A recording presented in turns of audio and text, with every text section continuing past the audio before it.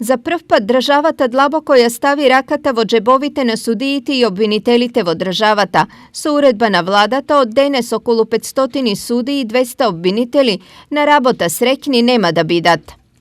Разочарани сме од владината одлука бидејќи е селективна. Ние сме подготвени да ги делиме последиците од кризата, но заедно со другите.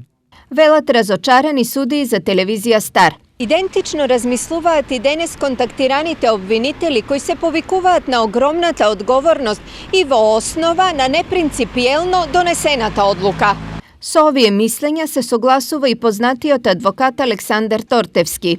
Мислам дека мерката е во добар дел погрешна, затоа што и во овие услови сега судиите сепак мораат да продолжат да работат, значи еден дел секојдневно сослушуваат странки, одредуваат мерки, особено мерки против луѓе кои што прекршиле врските за самоизолација или за пренесување на заразна болест, така што лично мислам дека е мерката избрзана и не контрапродуктивна. Сепак и судиите и обвинителите со кои денес разговаравме, повеќе од намалените плати ги притиска друга мисла.